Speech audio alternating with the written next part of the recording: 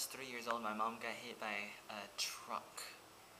And sometimes in my life I think about this. It was 1988 in America, in my home city, a small city, Forest Grove, and I always look back at it. So I remember a little bit of going to see my older sister Katie, and she was in gymnastics, and she would practice in Forest Grove in the downtown part near the library and near a bank, and so we would always go on a bus, a TriMet bus number 57 or 58 at the time.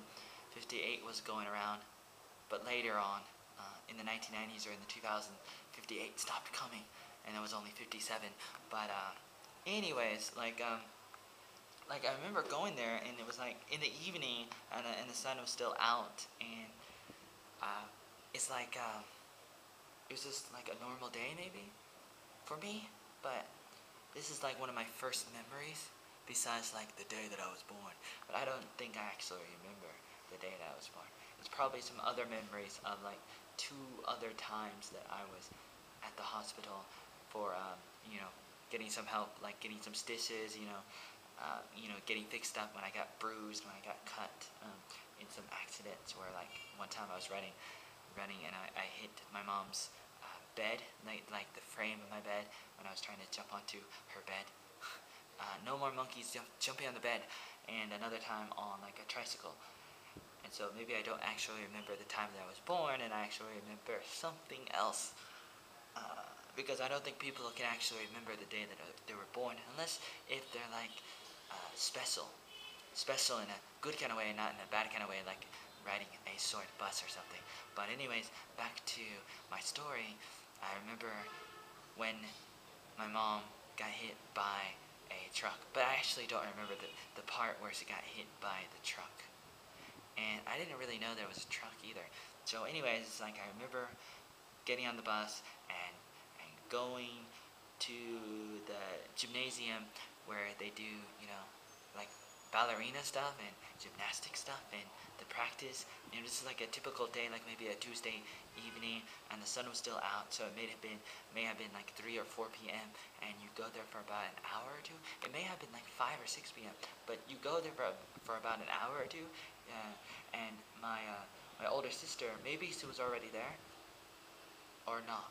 Maybe we all went together as a family, all of us. Um, Everybody except for my father and my younger sister, Crystal, who wasn't born yet. And we go there, it's near the library, and it's near the Pacific University and downtown Forest Grove. And I remember being in this gymnasium and seeing the play structure, like there's a slide and some fun things to go on as a kid. So I went on it and I played a little in the play place, kind of like a playground or a park, except inside. Near the place where you sit down to watch people perform. It's like a waiting room kind of, except you can see what the other people are doing in the other room. And the other room is a part of this room, so you kind of watch the people practice or perform in gymnastics. And I remember going to the bathroom, and I had to like walk on the bouncy floor, or you call them like the pads on the floor, for doing the cartwheels and stuff, the flips and all the stuff that they do. And I guess the place is a lot bigger than I realized at the time. I didn't really know how big it was, and I didn't see everything that it had. But later, I would be there as I would be able to practice too some years after that. But at the time, I was only 3 years old, and so I didn't really know everything that was happening. I just remember going to the bathroom, and maybe I got some help from my mother taking me to the bathroom, to the little boys' room, and maybe I need the training wheels and what do you call it, the potty, what do you call it, the potty instead of a toilet, because you're little, that's what you call it. And everything was bigger, so like my older sister was 8 years old, but she was still older, and she was so much bigger than me, so much taller than me, even though she's only 8 years old. And now 8-year-olds are so small to me now, but back then it's like the total opposite. even though it's only like my older sister was only 5 years older than me then, and now my older sister is still 5 years older than me. Oh my God, yeah, of course, duh. But anyways, it's like I just remember that, and then like the next thing I know, it's like we start to leave, and I don't remember getting on the bus, but I remember like getting off the bus, and we're almost home. We take the bus to go home, back to our trailer home, our trailer park, the Rose Grove Mobile Home, so-called ghetto. Not really a real ghetto, but this your typical neighborhood of trailers or manufactured homes. And we get off the bus stop, a normal, stop, a bus stop near the what do you call it? What do you call it? Saturday Night Live? No, Seven Day Adventist church. Where they go to church, they worship Jesus Christ being God. On Saturday, and they believe in keeping the Sabbath, and so we get off there next to the mountain view, and near Cornelius and near Neil Armstrong, and we go across the street, and then my mom kept on going, and like according to my brother, and according to my mother too, I think, and like my mother kept on going, and then a truck came, and it was turning. It was coming from like a turn, like a nearby. There's like an intersection, and it was coming from another street and turning and coming onto the main street, the Pacific Avenue Street, and it was kind of going slow but fast enough. And my mom went down to pick up something, but didn't see the truck, and the truck, for some reason, hit her. Maybe the person in the truck was drunk or something. I don't know, but luckily, like my mother wasn't being a good mother. Like my mother was a good mother, but being not a good mother, because she was not holding our hands. Otherwise, we would have got like roadkill too, like hit or something, killed, hurt, damaged, destroyed. Oh no, spaghettios, something like that, and it'd be kind of sad, but it's okay. I mean, it's okay. Not really okay, but okay if you look at it in perspective and look back at things. It's interesting, even though it hurt a lot for her. And luckily, my older brother, my only brother, pulled me out of the way. Ricky Raccoon, Richard Skylar Arnold, and knows really good. So it's like he's my savior, even though like Jesus Christ is my real savior. But Rick was my first savior, even though he's not really the first, because the first and last is Christ. He's the first and last, the author in the beginning. Hosanna, Hosanna. Anyways, I'm trying to sing some songs, but it's really almost ruining the mood that you might be in, or that I might be in. And if a truck hits you, it would totally destroy your mood. All of our moods, man, y'all, you know what I'm saying. And it'd be pretty devastating, pretty awful. And so it's like, what I remember is like getting off the bus and walking, and then we're like, we're walking across the street. It's nighttime. It's dark. The sun's not out anymore. It's totally black, and you just see the lights from cars and street lights, and so we're going across the street, and the next thing you know, I'm on the ground. I'm on the street, laying down next to my mother, and I don't really know if I actually remember the truck hitting my mother or not. I can imagine it, but there's a difference between what I can imagine and what really happened. Like, there's a difference between memory and imagined memory, and that's very important to remember. And yet, one of the biggest mistakes that we make in lives, in our lives, is like we rely too much on our imagined memory and our implied assumptions and premature judgments that we make. We have the ideas that we think we're right. We're kind of closed-minded. We become a little bit arrogant and ignorant. Ignorant, arrogant, and all these different things when we think that we're right. like, for example, a long time ago, people would say, "Oh, the world is flat," and I guess the world's not flat. You know, the world doesn't revolve around you or me. So we need to be less selfish and arrogant, and ignorant, and all those things like that. And we need to be a little more open-minded. And so we gotta be careful about things. But the problem is that we have holes in our memories. Like I had a hole in my memory because, you know, if you were to ask me, did your mom get hit by a truck? I could say no, maybe, because I don't have the memory of my mother getting hit. But my mother got hit. She had a scar. Uh, my brother saw it, and my mother saw it.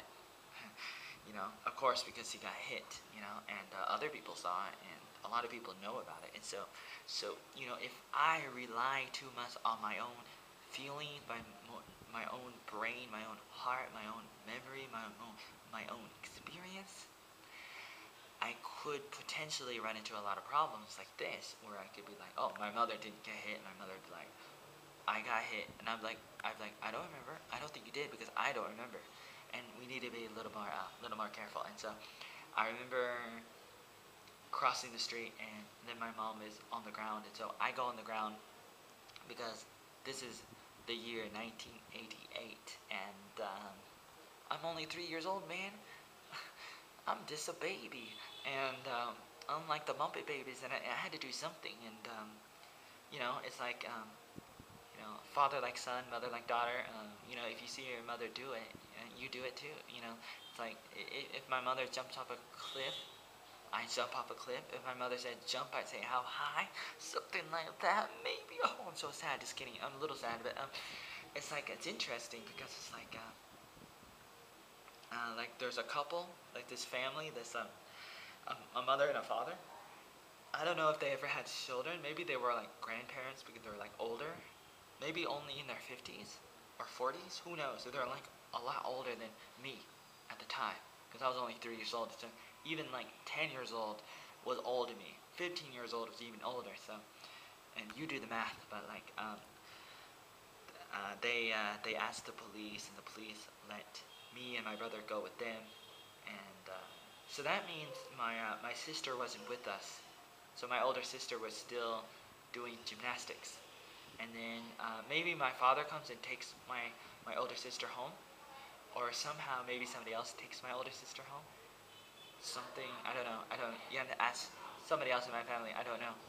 All I know is that we end up going to these strangers' house. Like, you know that story of the Little Red Riding Hood and the big bad wolf, but the mother says don't talk to strangers, but the big bad ranger dude, a wolf, I mean, ranger, no, I mean, like, the girl, the Riding Hood girl, she still talked to that freaking stranger of a wolf, and that's how she got in the mess. Luckily, there's a happy ending in that, but not everything has a happy ending. Oh my goodness. And but it's okay because we went there and it was okay. It was like people we can trust, and you know there could have been something horrible like some kind of murder or something you would see on Criminal Minds, but it was okay. And like we go and on TV at this house was like maybe Wheel of Fortune or Jeopardy or something, some kind of game show. I think it was Wheel of Fortune, but I was only 3 years old, so I didn't really know what it was at the time.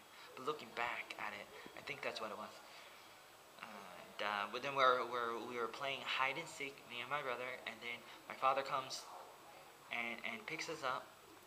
He just comes not with a car or a bicycle, not with a train.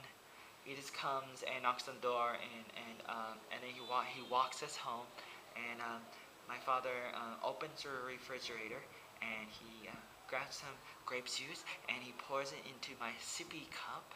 A sippy cup is a transitional cup that children like to drink out of after they're drinking from the nipples and then from the bottle, and then before they get a big kid's cup, like a normal cup or a water bottle or an Nalgene bottle or something like that. They like to drink out of a sippy cup. It's kind of like it's half cup and half bottle, because like the piece that you drink out of is kind of like it's kind of like a bottle, but it's just, you know, it's kind of like a water bottle, I guess. but it's called a sippy cup, and I had some grape juice, and then my father said something like, "Do you want to see your mother?" And I think it happened on the same day where we actually go and we saw her that same day that she got hit, maybe an hour later or something, and so we go to the hospital with, I don't know what hospital it was, but I think maybe it was the hospital in Forest Grove, the maple syrup hospital, like a maple tree, like a hospital made of syrup and maple syrup and something like that. But actually, not really. So what am I saying? The name of the Tualatin Valley Hospital in Forest Grove, and they also have one in Hillsborough, but I think maybe she was in the one in Forest Grove. Or maybe Hillsborough. I don't remember. Again, ask somebody who knows. But what I do know is that I remember going there and seeing my mother, and like stuff is like attached to her, like she's like the Terminator, or she's like RoboCop, and there's all this, she's like becoming like Darth Vader. Darth Vader was a nice little boy. Spoiler alert, like a nice little boy until like he gets subdued by the dark side and he falls and he gets eaten up by lava and stuff. And oh man, it's like, don't let the gremlins get you after midnight, because they're gonna really get you and hurt you and stuff. And it's really bad because it can really mess you up if you become like Frankenstein, or Frankenstein's monster, and it can really totally mess with your brain. And insane in the membrane. Like, let's take over the world. That's what the Pinky and the Brain always said. That's what Lord Zed and Rita always said in the Power Rangers too. And so you gotta be a little careful who you mess with, who you talk to. Don't talk to strangers. The Mormons are not your friends either, and not even the Leprechauns. Leprechauns are pretty cool because they look magical and delicious, but silly rabbits, tricks are for kids. Okay, so give me a break at the Kitty Cat bar, and give it to Mikey, because Michael will eat anything. You know what I'm saying? And Cowabunga, dude. And only you can prevent forest fires. And because Captain Planet, he's our hero. He's gonna take all the bad people back to zero. But anyways, back to my story. Back to my story. I just want to. It's a true story too, not just like an imagined story. But it's like we're at the hospital. Like we probably went to the hospital like at least 2 times. I think I remember, but the first time was probably the same day that she got hit by the truck, and like I believe she got hit, and I was told that like she kind of rolled onto the windshield, like the glass, the front of the car, like over the front of the truck, kind of thing. When I say car, I mean generically speaking, car means automobile. Anyways, like animal, generically speaking, animal means creature, anything that moves and breathes, excluding plants for some reason, even though plants are kind of like animals too, and yet they can't walk unless like if they're like in Narnia or in Lord of the Rings or something. So anyways, it's like I thought I saw my mother's glasses on the table, but maybe I bumped it or something. I picked it up or something, and then like maybe it fell on the ground, and then somebody stepped on it, like a nurse stepped on it, and then that was the end of it. And then she had no glasses for like many years after that, maybe, and maybe it was my fault. I don't know. I don't really know exactly. I kind of imagine this, or maybe it really happened that there really was glasses on the table near the bed where my mom was laying at the hospital, and I think my mom saw me, like her eyes were open and she saw me, but she was in pain, she couldn't really say anything, and I don't really remember anything. But I was kind of shocked myself, and I looked at her, and I'm like, it's like looking at a monster, like I said earlier about all the references to like movies and stuff, like pop culture references that I like to make. I kind of talk about some stuff really fast, and I'm like, oh yeah, I remember this, remember that, and either you get it or you don't. And if you don't get it, then it's kind of sad, because they're like, what is he talking about? Star Wars? He's making a reference to Star Wars? I didn't see Star Wars. Gremlins? Is that a movie with the Furbies in it? Yeah, kind of like Gremlins kind of look like Furbies. They're kind of like rats. So they're kind of like bats without wings, kind of thing. I really like talking about animals because I'm an animal lover, and animals are dying. Animals are dying. Stop this skating. You're not winning. You know what I'm saying? Like, that's a song I wrote with a guitar back in 2009. But it was emotionally traumatic You know what I'm saying? Like, kind of sad. It was kind of sad, kind of devastating. I like to look at the camera on one side of my face, because if I look at both sides, maybe I don't look as good. I don't know, maybe I start to look fat. It's weird when you get fat. Like, there was a time when I was getting fat. The part of my life where I was the fattest ever was around 2011, 2012, and a little bit 2013. Because, like, out of all the things that I did in my life, like, you know, I was born in America in 1985, and I was homeschooled, and I went to public high school, and I went to a Bible college in New York.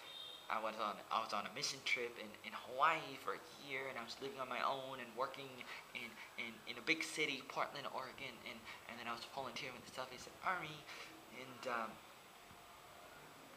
then it was like 2 years ago, and 2 years ago I was like 27 years old or so, and it's like 2011, 2012, like 2011 I moved back with my father, and I was working with my father, and I was doing landscaping, and it was kind of like one of my transitional periods in my life. I think the biggest, maybe possibly the biggest transitional period in my life was those last 2 years in America, 2011 and 2012, and so it was important for my transition, my maturity, my development of my own life, in deciding what to do with my life, kind of thing, even though I kind of already know, kind of thing, but in a way I don't, and I do, and it's really confusing. It'll take a while to explain, but anyways, it's like doing my own thing, needed my own space. Maybe you could argue, you know, it's my fault or something, like I messed up my life and then I had to pay for the consequences and had to go back home. Maybe that's the case to some extent, but not really, kind of. But it's like also like I was able to go home and spend some quality time with my father, and able to, you know, work with my father, learn about my father, and ask my father some questions, and that was really good. And working with my father, doing landscaping, you know, doing all this like work outside, like gardening and stuff, and you know, all the stuff that my father does, like raking and shoveling. And look it up on Wikipedia or Google if you don't understand landscaping. I always have to explain it. I have to explain a lot of things to people when they're learning English, especially in Vietnam. I've been teaching English in Vietnam since 2012. Now it's 2014. It's like September the 18th now. Today, it's a Thursday night. But anyways, it's like so what I'm trying to tell you is like I was getting fat, even though like I was working with my father. I had food stamps, and I was buying ice cream all the time, and even though my immune system is supposed to be really strong, I think that maybe it's not strong enough, and that's very, very sad. And so I started getting fat a little, and you could see it in some of the videos. Like, and my father said it too. So if you ask my father, he'd be like, "Yeah, Joey was getting fat, man." And it was kind of sad. It's like I didn't think anything could break me, but something was slowly breaking me, and it's a good thing that somehow I was able to go to Vietnam, and so then I started getting skinny again and more athletic and stuff. And even though I don't really like play basketball anymore, and I only played basketball like 2 times in the past 2 years in Vietnam because not a lot of people play it, and instead play soccer. But anyways, I was getting fat, and it's like I was becoming a monster. And at the times, like my mother was a monster, or she looked like a monster, like I looked like a monster when I was getting fat. And it's kind of devastating when you become a monster. You don't want to look at yourself. You gotta break the mirrors, and you don't want to see it. You don't want to believe in it. You don't want to, you know, you're kind of like in denial. And so maybe I was in denial. You know, sometimes we're all like in denial. Sometimes we're closed-minded and stuff. And maybe my mother was in denial, and then, like we had to help my mother in housework. After that, for many months, she had like a cast, and she has like this scar on her one of her arms, maybe her right arm, maybe I don't remember exactly, but this like big scar on her arm. It's pretty bad.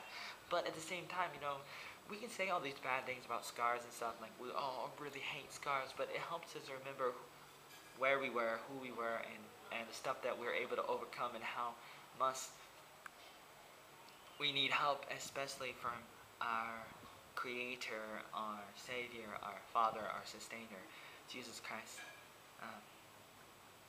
You know, He's God, and He made us all. But